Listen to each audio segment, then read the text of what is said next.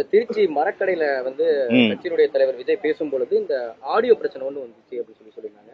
அது உண்மையாலுமே அந்த சரியான திட்டமிடல் இல்லைங்களா? இல்ல இன்னொரு கருத்து என்ன சொல்றாங்க அப்படின்னா, வேண்டுமென்றே எதிர்க்கட்சிகள் வந்து கட்டிங் பிளேட கொண்டு அந்த போற கேபிள கட் பண்ணி விட்டுருந்தாங்கன்னு சொல்லி கட்சியினுடைய சார்பில் அந்த தகவல் எனக்கு சொல்லப்பட்டிருந்தது. அப்படி அப்படி சொல்றீங்களா? இல்ல சரியான திட்டமிடல் இல்லையா? நான் இப்படி சொல்றேன், அது டெக்னிக்கல் ஃபால்ட் மட்டும் இல்ல. அந்த இடத்துல எத்தனையோ திசைகள் இருக்கும்போது ஆம்புலன்ஸ் அங்க மட்டும் வந்தது வந்து அது ஒரு மெடிக்கல் எமர்ஜென்சி மட்டும் இல்ல.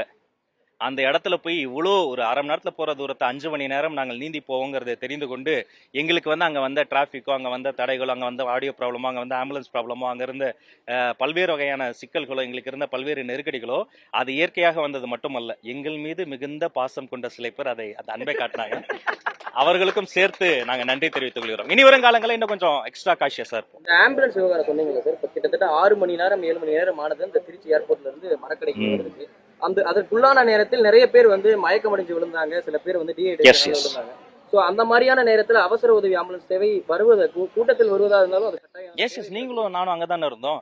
மயங்கிய சில நொடி பொழுதுகள்லயே அங்க நூற்றுக்கணக்கான மருத்துவர்கள் இருந்தாங்க. நம்ம மருத்துவமனை வந்து அதுல பேர் போனது. எப்படி மாநாடு, எப்படி கூட்டம் நடத்த வேண்டும் என்பதற்கு, இப்படிதான் நடத்த வேண்டும் என்பதற்கு எடுத்துக்காட்டே தாவேக்க தான். திக்கெட்டும் திசையட்டும் மருத்துவ அவசர ஊர்த்திகள் நாங்களே வச்சிருந்தோம், மருத்துவ உதவியாளர்கள் வச்சிருந்தோம், மருத்துவர்கள் இருந்தாங்க. சில நொடி பொழுதுகளில் அந்த சகோதரிகளுக்கு, அந்த பாதிக்கப்பட்டவங்களுக்கு உடனடியாக முதலுதவி தரப்பட்டது, இனியும் தரப்படும். கூட்டத்திலிருந்து யாரேனும் அந்த 108க்கு வந்து போன் பண்ணிருக்கலாம் இல்லையா? ஏன்னா ஒரு உயிர் போனாலும் அது வந்து இல்ல, ஆமா அரசு மேலதான் அந்த குற்றச்சாட்டு வைக்கப்படும். அதனால அவர்களுடைய அந்த சேவை வந்து ஆம்புலன்ஸ் சேவை என்பது உடனடியாக வழங்கக்கூடிய ஒன்றுதானே. அதை விமர்சனம் பண்றது நாம விமர்சனம் பண்ணல.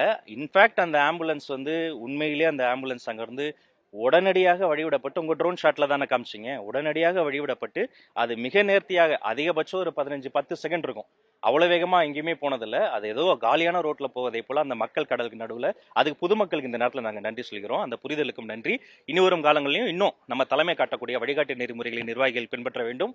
பொதுமக்களும் அவங்களுடைய அன்பு எங்களுக்கு புரியுது, இன்னும் வேகமாக தலைவர்கள் செல்வதற்கு அவர்கள் வந்து அந்த அன்போடு அனுமதிக்க வேண்டுங்கிறத கேட்டுக்கொள்கிறோம். தந்தை பெரியார் வாழ்க, அவரின் புகழ் ஓங்குக. அனைவருக்கும் நன்றி. தேங்க்யூ.